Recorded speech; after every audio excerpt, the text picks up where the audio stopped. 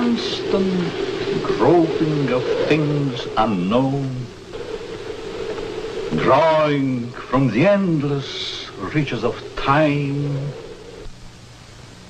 brings to light many startling things.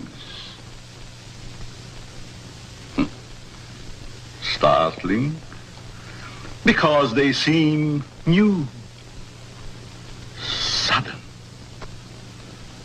But most are not new to the science of the ages.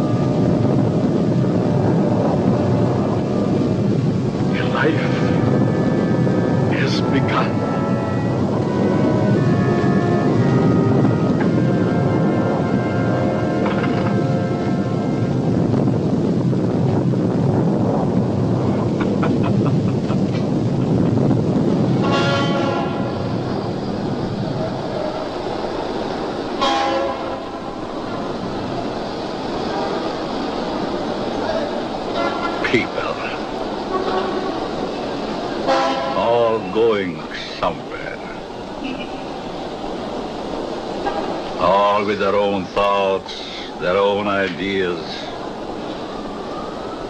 all with their own personalities. One is wrong because he does right, and one is right because he does wrong. Pull the string. Dance to that. Which one is created for?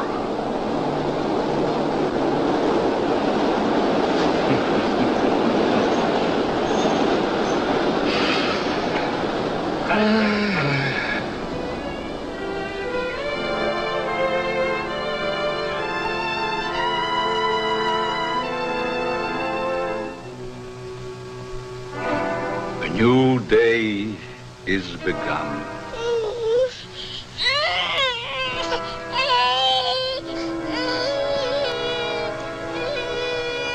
A new life is begun.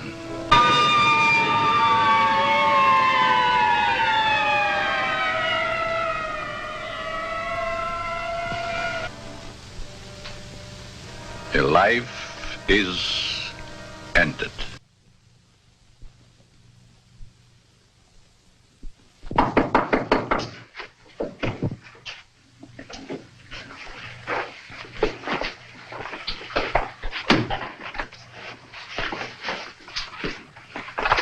Let me see that note.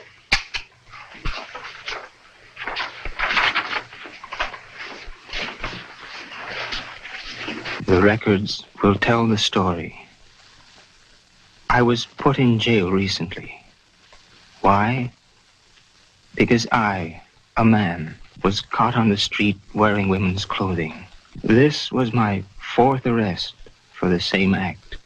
In life, I must continue wearing them. Therefore, it would only be a matter of time until my next arrest. This is the only way. Let my body rest in death forever in the things I cannot wear in life.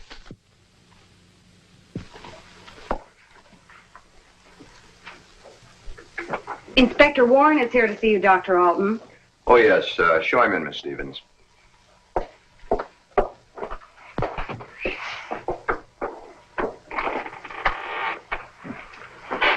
Inspector? Doctor? Sit down. Thank you.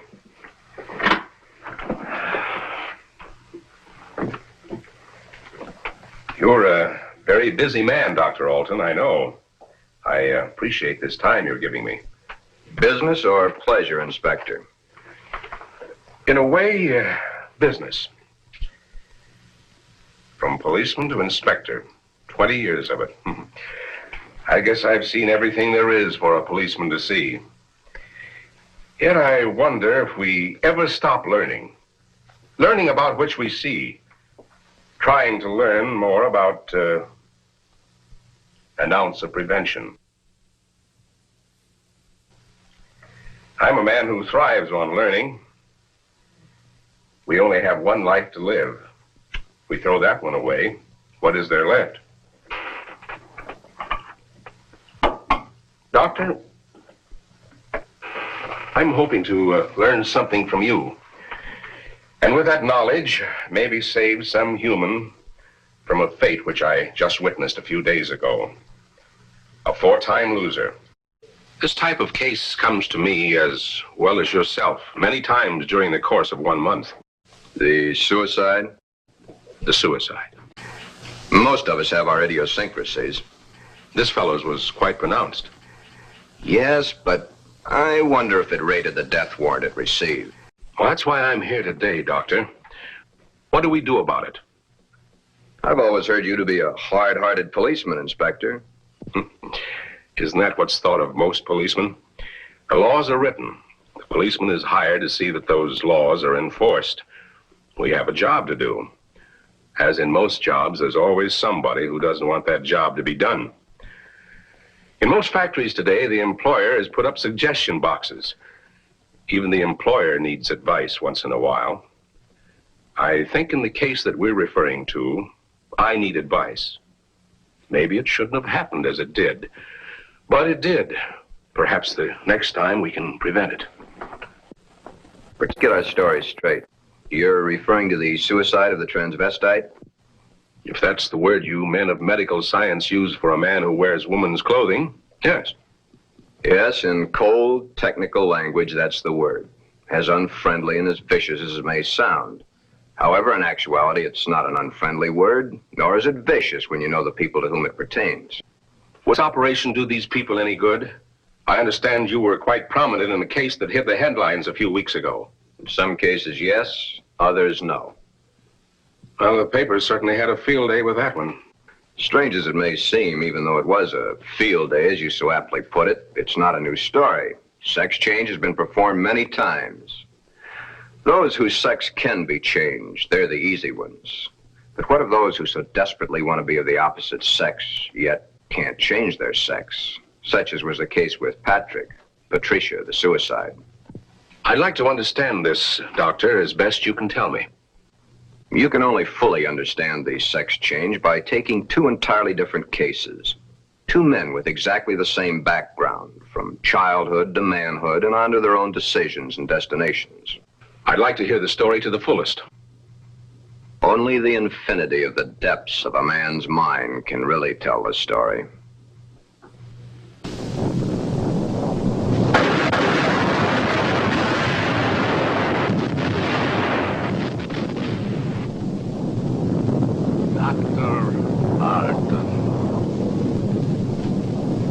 A young man, though he is, speaks the words of the All-Wise. No one can really tell the story. Mistakes are made. But there is no mistaking the thoughts in a man's mind.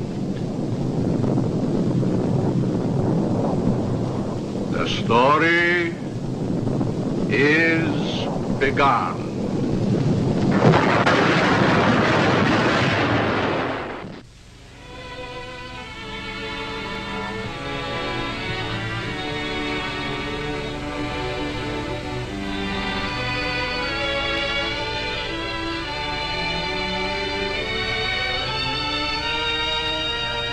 One might say, there, but for the grace of God, go I.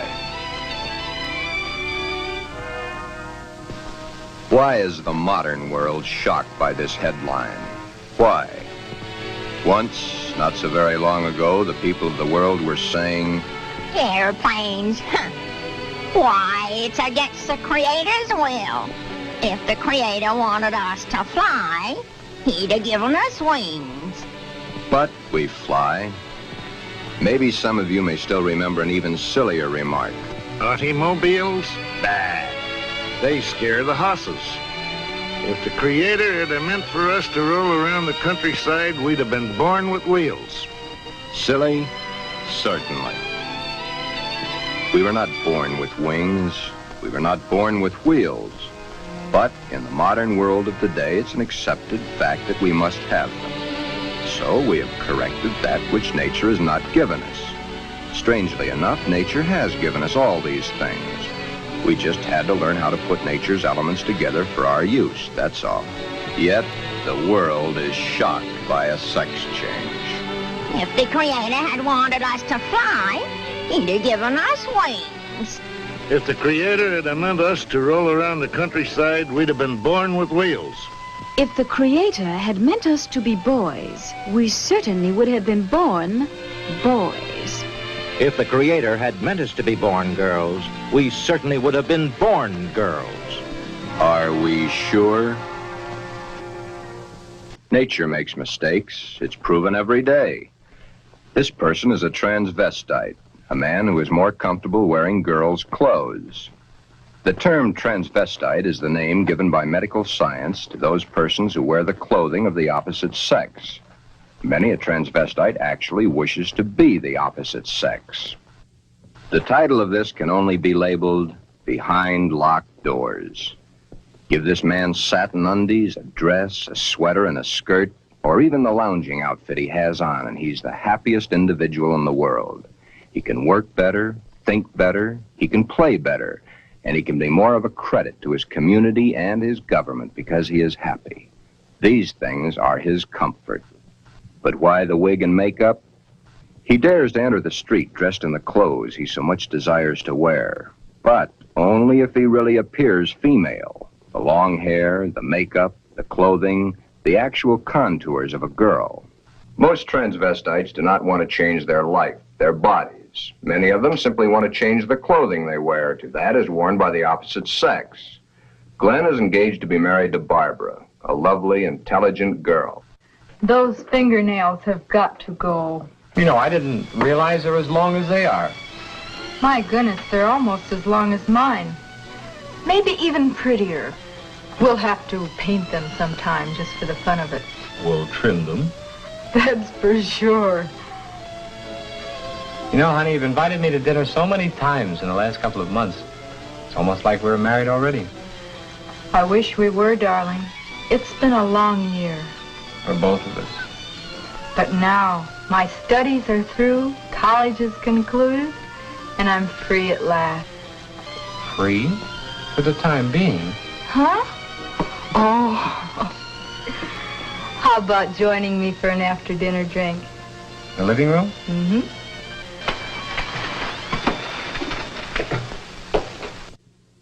Modern man is a hard-working human. Throughout the day, his mind and his muscles are busy at building the modern world and its business administration. His clothing is rough, coarse, starched, according to the specifications of his accepted job. At home, what does modern man have to look forward to for his body comfort? The things provided for his home, a wool or flannel robe, his feet encased in the same thick, tight-fitting leather that his shoes are made of. These are the things provided for his home comfort. It doesn't look so comfortable, does it? And get the hat. Better still, get the receding hairline. Men's hats are so tight they cut off the blood flow to the head, thus cutting off the growth of hair. 7 out of 10 men wear a hat, so the advertisements say. 7 out of 10 men are bald. But what about the ladies? Yes, modern woman is a hard-working individual also, but When modern woman's day of work is done, that which is designed for her own comfort is comfort. Hats that give no obstruction to the blood flow. Hats that do not crush the hair. Interesting thought, isn't it? Just for comparison, let's go native, back to the animal instinct. There, in the lesser civilized part of the world, it's the male who adorns himself with the fancy objects, such as paints, frills, and masks. The true instinct, the animal instinct, bird and animal life. Is it not so that it's the male who is the fancy one? Could it be that the male was meant to attract the attention of the female? What's so wrong about that? Where is the animal instinct in modern civilization? Female has the fluff and the finery, as specified by those who design and sell. Little Miss Female, you should feel quite proud of the situation. You, of course, realize that it's predominantly men who design your clothes, your jewelry, your makeup, your hairstyling, your perfume. But life, even though its changes are slow, moves on. There's no law against wearing such apparel on the street, as long as it can be distinguished that man is man and woman is woman. But what is it that would happen were this individual to appear this way on the street? You're doing it now, laughing. Yet, it's not a situation to be laughed at. Thus, the strange case of Glen, who was Glenda, one and the same person, not half man, half woman, but nevertheless, man and woman in the same body, even though by all outward appearances, Glen is fully and completely a man.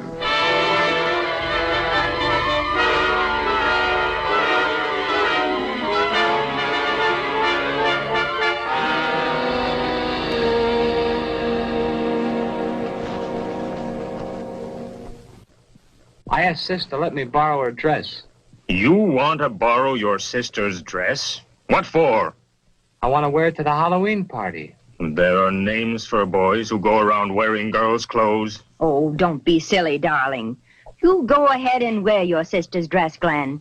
You always did look much better as a girl than you do as a man. Glen did wear the dress to the Halloween party. He even took first prize.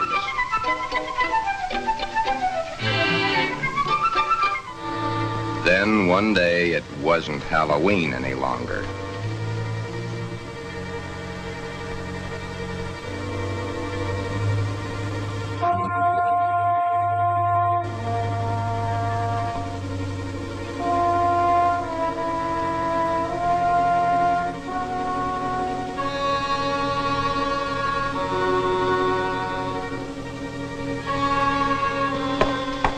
I wish I had the sight into such things to be able to advise you, Sheila.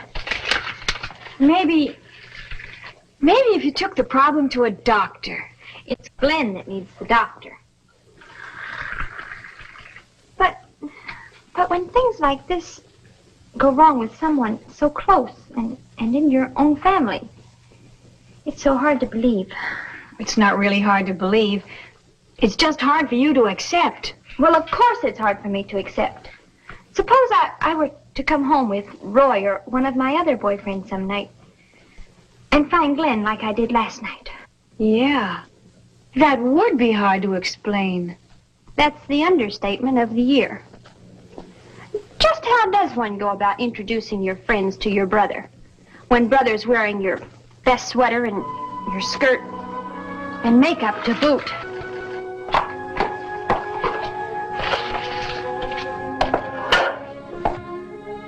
Glen is a transvestite, but he is not a homosexual.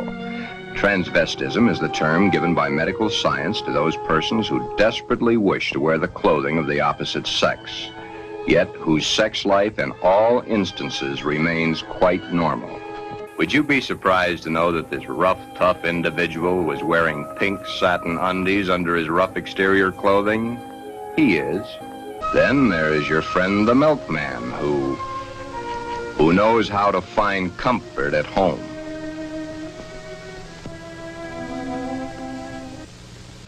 I can't stand it any longer. He wears all my clothes. Nothing is sacred to him, even my briefs. He has every one of my sweaters stretched out of shape. Of course, he has always replaced them. But then, they didn't last long either. But, Your Honor, ruffles on his shirts and shorts. Really? Glen and all the hundreds of thousands of other Glens across the nation face quite a problem. Glen is engaged to be married to Barbara, a lovely, intelligent girl. The problem? Glenda, Glen's other self. The girl that he himself is, his other individual personality. You look tired tonight, Glen. Yeah, I guess I am. It's been a long day. Have you seen the paper yet? What? It's headlines. A man had his sex changed to a woman. Isn't that a strange case? I wonder how some people's mind works. Well, some people aren't happy the way they are. I suppose so, but to change one's sex, that's a pretty drastic step to take. If it's the only way, I'm for it. I wonder what I would do in a case like that, if I were in the mental turmoil that person went through. Or if I suddenly realized that something was mentally wrong with you. It's hard to visualize. Here we are, two perfectly normal people, about to be married and lead a normal life together. And there's this poor fellow who never could have been happy if it wasn't for modern medical science. Our fourth term in psychology explains a lot of the facts, but I'm afraid the end of study is only the beginning of reality. Glen's problem is a deep one, but he must tell her soon. She's begun to notice things. His nails, his eyes when he looks into a lady's store window. So many of the little things that are hard to hide. Soon she will realize. Then there was the time Barbara was wearing the sweater Glen had always wanted to feel on his own body. It was becoming an obsession to him. He must have it. What's the matter, Glen, darling? I guess I was daydreaming. Something seems to be troubling you. Why don't you tell me? It's nothing. Once, long ago, just after we started going steady together, we promised we'd never lie to each other. Are we gonna start now, just because we're engaged to be married? It's just that... Oh, Barbara, it's nothing that a little sleep won't cure. It's been an awful long day. It's more than that. Come on, tell me, darling. Who knows? Maybe I can help. That's just it, you could. Then something is troubling you. Yes. Do I have a right to know? You have a right to know. But let's just say for the moment that I'm afraid to tell you. I'm afraid I'd lose you. Nothing could be as bad as all that. I love you and you love me. And nothing in the world can change that. I hope not. I really hope not. Glen, is it another woman?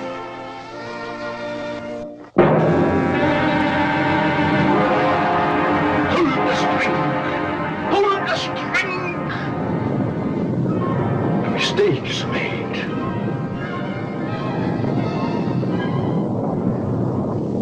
A story must be told.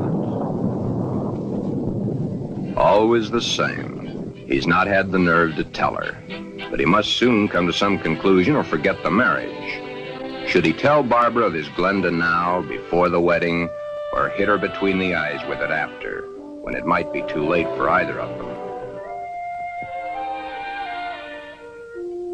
The world is a strange place to live in. All those cars, all going someplace, all carrying humans which are carrying out their lives. The world is shocked by a person who changed his sex. Glenda is shocked also, but by another reason. Someone like her had the nerve to do something factual about their situation. There are so many problems for Glen and all the other Glens. Perhaps the fear of discovery of the underthings they wear beneath their regular outer clothing, or that which they wear during their nightly visit to Morpheus, god of sleep. Thank you very much, and I'm sure she's going to enjoy it very much. If you want to return it, be sure that you bring the sales slip. Thank you.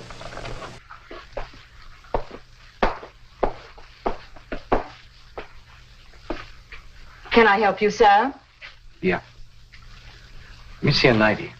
Oh, well, what size? 12. The color, the material? Black? I'm very sure. Just a minute. Well, we have this here. Would you like that? Something like this? Has lace? Yeah. Perhaps he admires the material too long. You can see how sheer the material really is. Yes. You see, it's all pure nylon and only $21.95. And of course, it will never snag.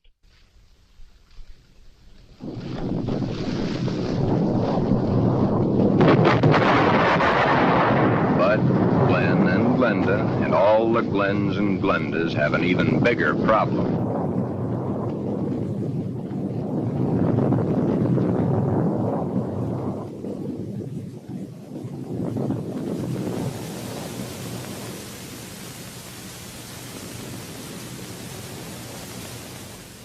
The homosexual, it is true, at times does adopt the clothing or the makeup of a woman to lure members of his own sex. This is not so for the transvestite.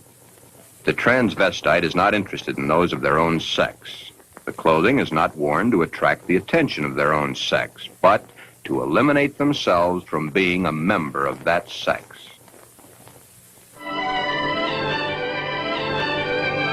Hi, Joe. Hiya, Jack. Monday again. You know, I think Monday is about the worst day of the week. A perfectly wonderful weekend, then back to the sweatshops. Too bad he was born to work. Say, did you read about the guy that hangs to a girl? Says he was perfectly normal, too. How can a guy be normal and go and do a thing like that to himself? All the same, it must take a lot of guts to pull a stunt like that. That's a problem I don't ever intend to face. Maybe it's a problem we should all face. I don't get you. Just think of the unhappy life. The miserable time this world of ours must have given that poor guy. I still don't get you. Now, here is a guy who wanted to be a girl. Supposing there had been no way to change his sex. You sound as if you're really head up on this thing. I guess I am. Do you realize what would happen if every man in the country that wanted to wear women's clothes or felt like a woman went to their doctors and wanted a sex change? Of course.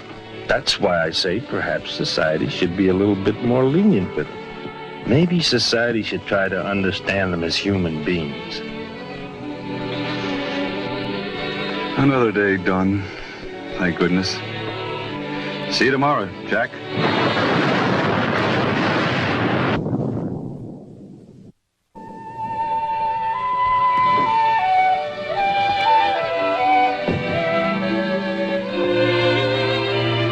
Glen. Hi, Johnny. Come on in and hit it right for the kitchen. I can't let that dinner burn. You know, I thought I was going to have to eat alone tonight. Well, you probably will because I've already eaten.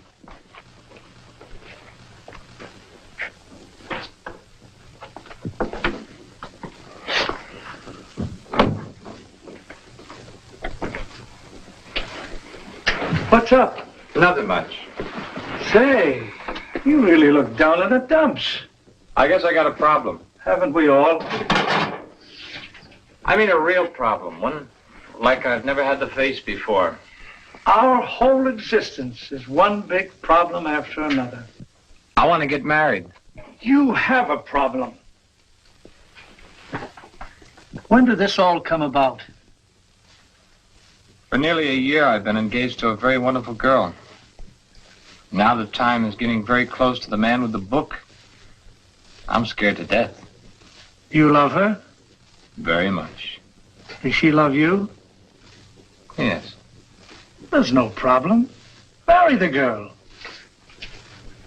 Are you forgetting about my other self? You'll have to tell her, of course. Yeah. I have to tell her. But when? Before? Or after?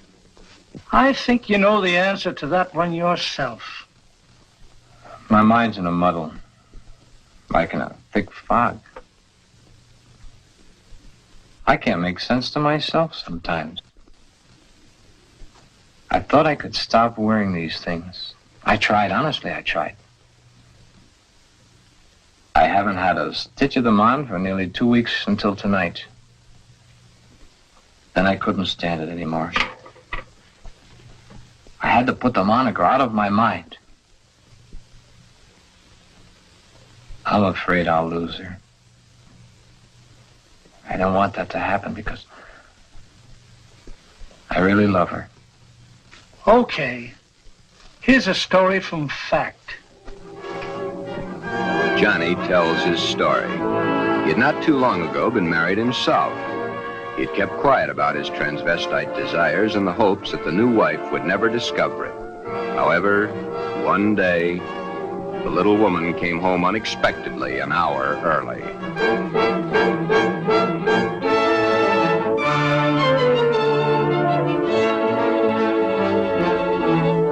That marriage ended here. Will your problem be like mine? Most probably it will. Because the love hasn't been built up for such a thing. She, your wife, she will not have been taught enough about the problems to cope with it. Glenda must now make her decision, or forever forget the marriage to Barbara. Glenda should consult a competent psychiatrist, but then very few transvestites wish to change their strange desires. This is their life.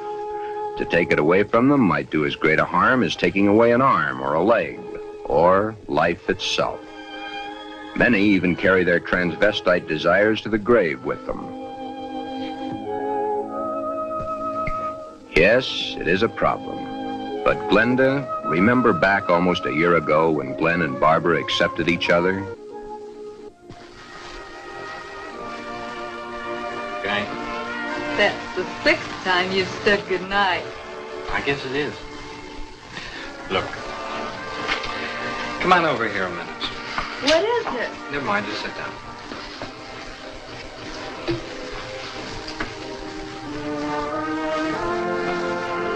Oh, I was beginning to think you'd never get around to it. And you mean you will? What do you think?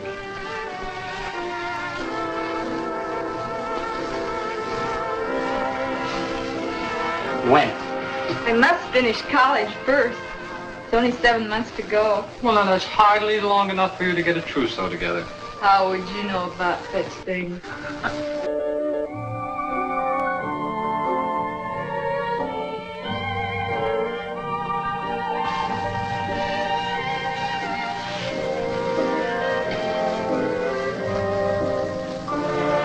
Glen, what's the matter?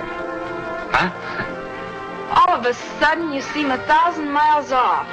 Yes, I guess I was, huh? That's a mighty pretty dress you're wearing tonight. I wear my best to please you. You know, when you look at me, you just tie me in knots. I love to tie you in knots.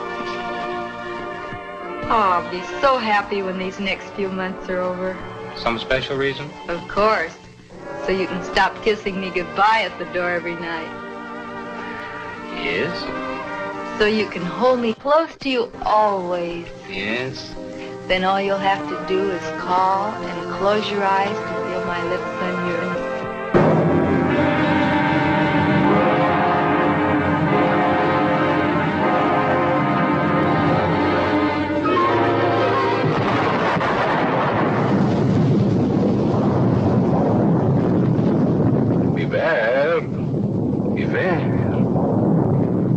Beware of the big green dragon that sits on your doorstep.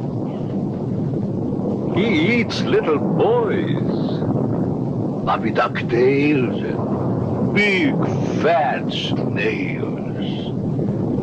Beware. Take care. Beware.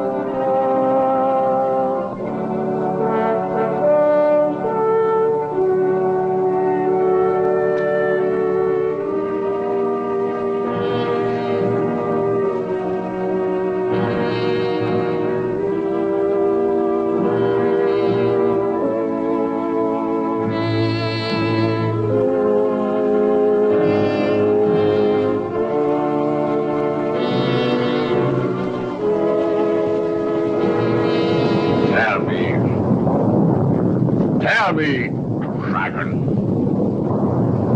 do you eat little boys? Puppy ducktails and big fat snails? Puppy dog tail, puppy dog tail, puppy dog tail. Everything nice, everything nice. Ha ha ha, puppy dog tail.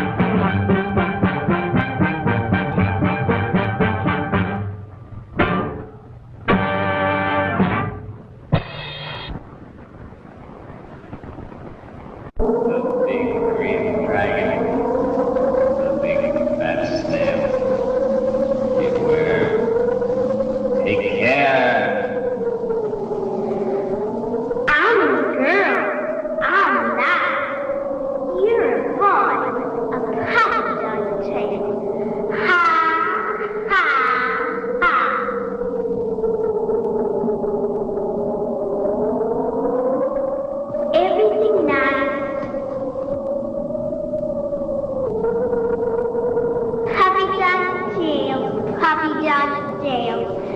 Puppy dog's tail.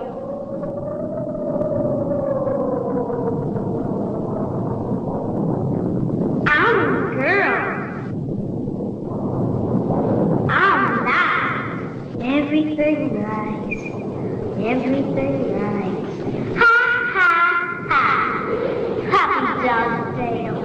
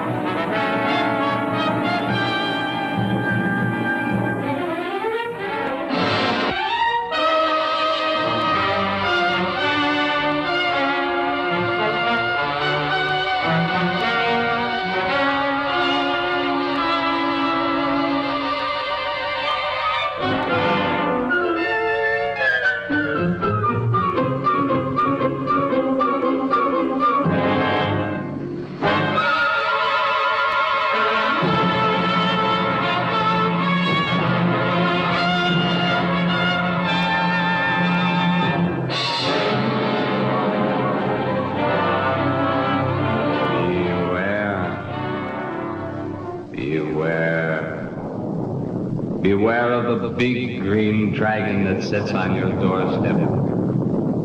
He eats little boys, puppy dog tails, and big fat snails. Beware, take care. Beware.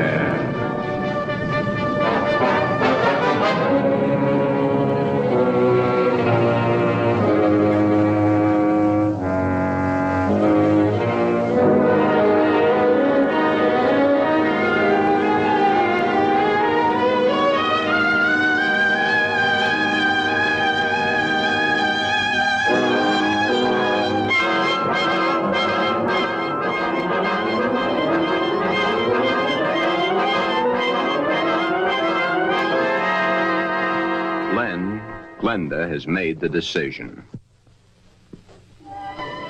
Glen has decided to tell Barbara of his dual personality.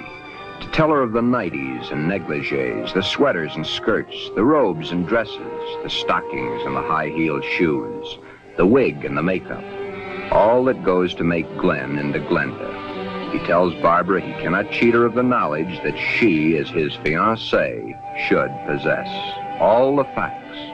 He tells her softly, hurriedly at first, then slowly as he becomes more technical.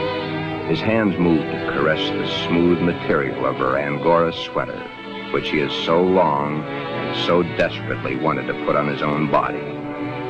He tells of this to her, and she looks to the sweater and to his hand. Then, when it is all over and that much of the story he knows is told, Barbara is not sure of her own thoughts. That's about it, darling. I wanted to tell you for a long, long time, but just couldn't bring myself to do it. I've been too much afraid of losing you.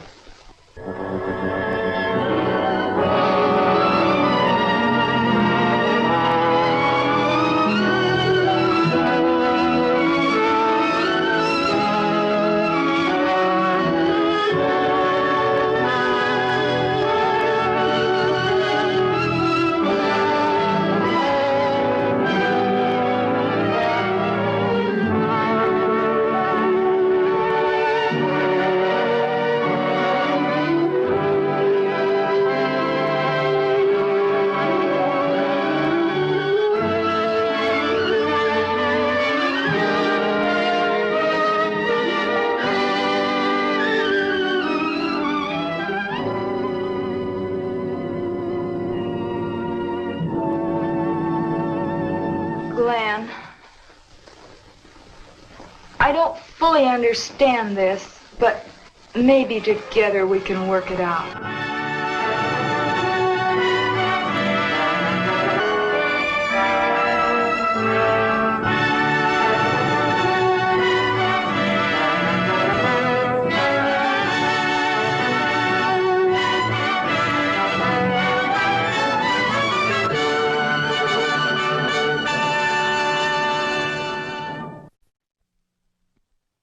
Is that the end of the story? Not quite. I'll get back to it in a minute. Glen's case is really the lesser advanced type cases. The second case is an extremely advanced one. However, I'll get to that in a moment. First, you must realize that each transvestite the world over has his own particular problem. Each case must be handled individually according to the person, his past life, and his problem. Did this Glen have any homosexual tendencies? Absolutely not. It's very seldom that a true transvestite does. And he isn't a hermaphrodite? No more than he's a pseudohermaphrodite. Glen's case was entirely of his mind, brought on by the environment of his early youth. What about their children, Doctor? Would their children become the same way their father is? No. Transvestism is not hereditary. Well, what makes these men want to wear girls' clothes? Many things. But as I've said before, it usually starts in early childhood from one cause or another. Technically, each case has the same beginning, just a different set of circumstances. Are any of them actually cured? Oh, yes, many of them. Once the source of supply is found, it can be stopped, unless the patient refuses to cut off that source of supply. Then the way I get it, this Glen and the character he created, much as an author creates a character in a book, was invented as a love object to take the place of the love he never received in his early youth through lack of it from his parents. The character was created and dressed and lives the life the author designs for him to live and dies only when the author wants him to die. Correct. Except that for the character Glenda to die, the elements must be right. But to enlighten you a little further, there's the second story, that of an extremely advanced case. Let's call this person Alan, Ann. Alan had a mother who wanted a little girl. The father didn't care much one way or the other. Alan did not enter the competitive sports that the other boys of the school did. However, he was an extremely studious boy and always had above average marks in his subjects. Yet sports, girls' sports, he always was interested in. But he was rejected by the girls and also rejected by the boys. It seems he belonged to neither of them. After school, Alan would go home to find the mother who had always wanted a girl and the father who didn't care one way or the other. He enjoyed doing the woman's work around the house. Alan was becoming a woman and didn't realize it. A woman in mind only, but the mind rules. Then came the fateful year of 1941. Alan was drafted. He was accepted. In the Army, he successfully passed his vigorous training. He did not like it, but then there were the weekends for his particular diversions. On his weekend passes, he would go to the nearest town where he had a suitcase checked in a public locker. In the suitcase, he had the things he loved to wear, that which made his body appear to be what his mind believed it was. Then the day of embarkation came. But wherever Alan went, the suitcase was sure to go.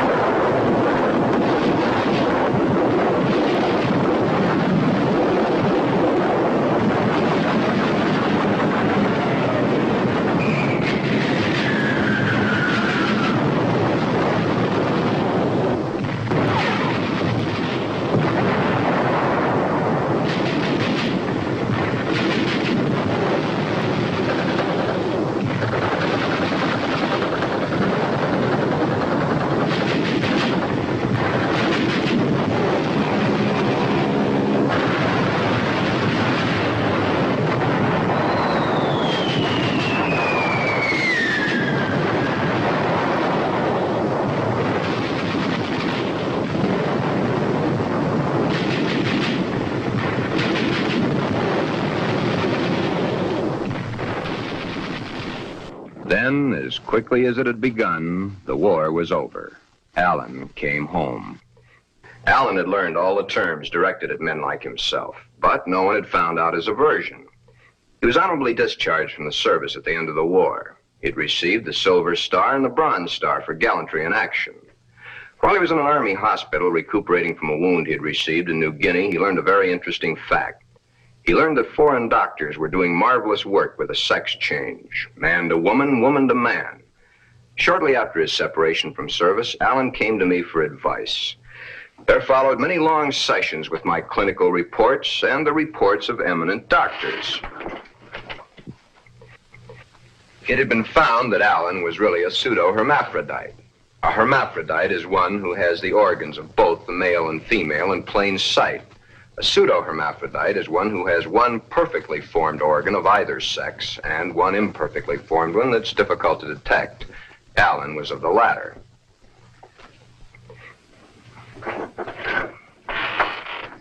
Alan was then given his choice. That which nature had given him was a mistake. It was up to us to correct that mistake one way or the other. Alan had to decide whether he wanted to become a man or she wanted to become a woman. Both were completely possible. Small boned, fair of complexion, his hair thin like a woman's, his body slim, hips slightly girlish. It was easy to see his decision, along with the fact that he had been brought up from early childhood to believe that a woman was the thing to be. Alan decided to become a woman. This, after all the help I could give him, was only the beginning. During the following 2 years, he was to go through the tortures of the damned. But never was there a whimper from him, because he knew that at the end of it all, he would at last be that which he had always dreamed. Hundreds of hormone shots were injected into various parts of his body. Alan's face was worked on with plastic surgery to smooth out the female elements. Long, tedious hours of work. The big day, or the starting of many big days, for it was to take many. A series of operations are performed slowly and at intervals to prevent any unnecessary shock to the nervous system. Still, the hormone shots continue, day after day, week after week, month after month. And even then, when the operation is over, the sex has changed, the shots must continue as long as Alan lives.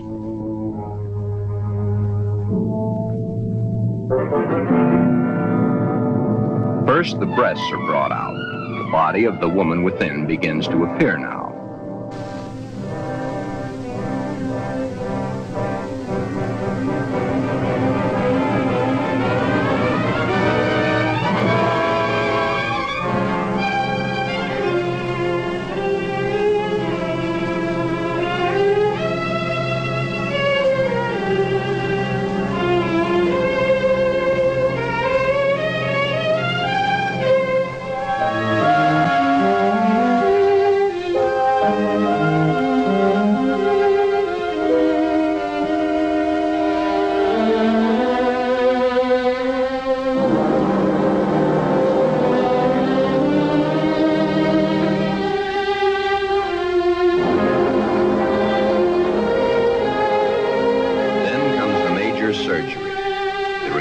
of the man and the formation of the woman.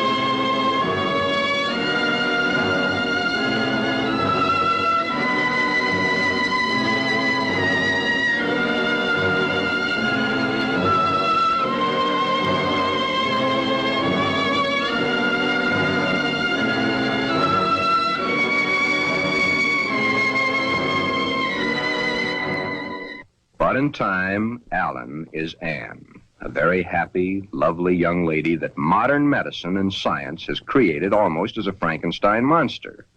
The newspapers heard of it and hit the story with their usual fullness. If the newspapers had not gotten hold of the story, it would have gone untold, unnoticed as so many others in medical history. The sex change has been performed hundreds of times. However, right here, in this particular sex switch, it's not the end. Acting the woman and being the woman are two entirely different things. Alan had all his life acted the part of the woman.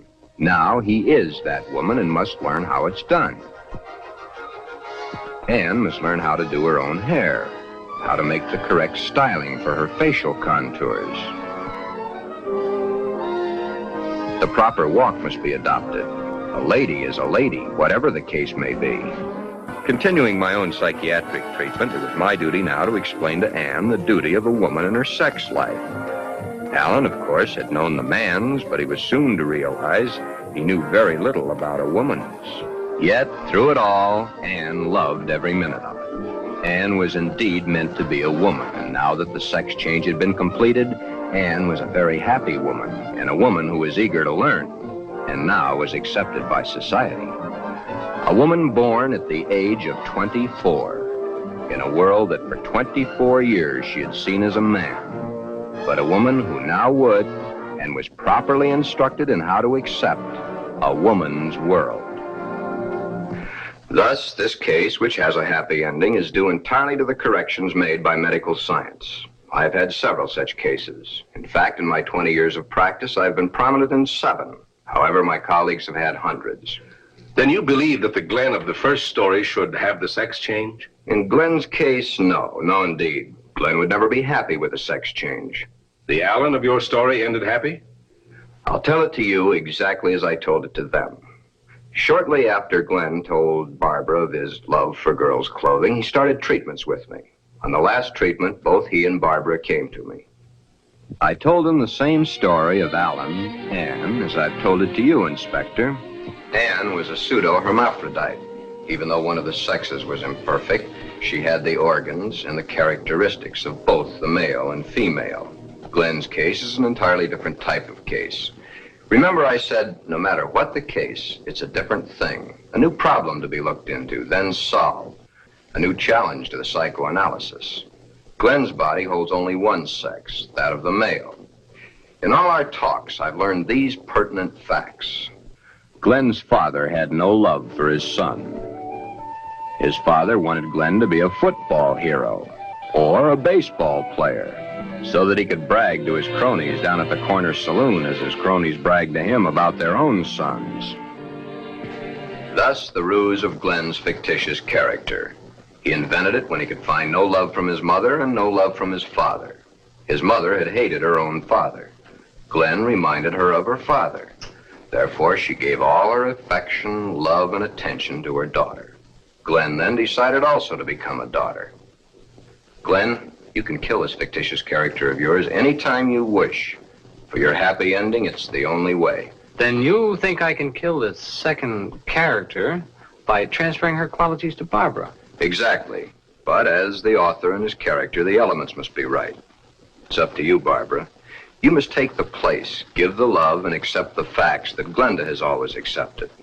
If you love each other as you now believe you do, Well, it'll be a hard job, but you'll enjoy doing the job. Should I let him continue to wear girls' clothing?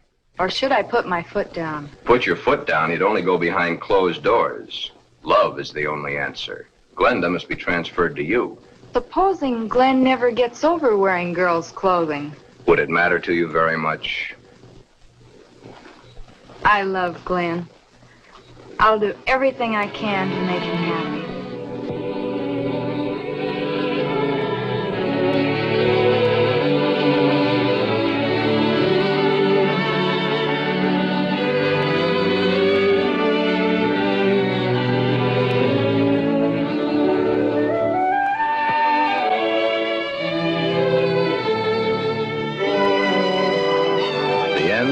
Only the beginning. Time passes. Soon, due to a happily married life, the remembrance of the psychiatric treatments, and Barbara's love and understanding, Glenda begins to disappear forever from Glen. Glen has found his mother, his little sister, his wife, and his Glenda, all in one lovely package. Thus, Glen's case has a happy conclusion. Therefore, two entirely different cases, handled in two entirely different ways, have a happy ending. Yeah, those two. But what of the hundreds of other less fortunate Glens the world over?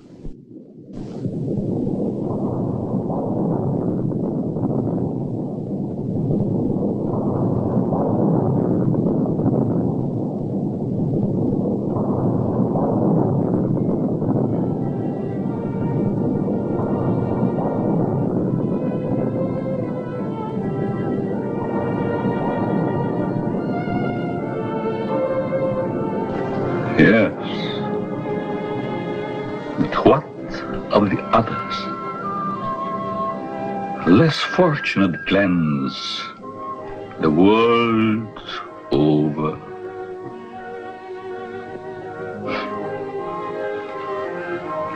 Oh, snips and snails and puppy duck tails.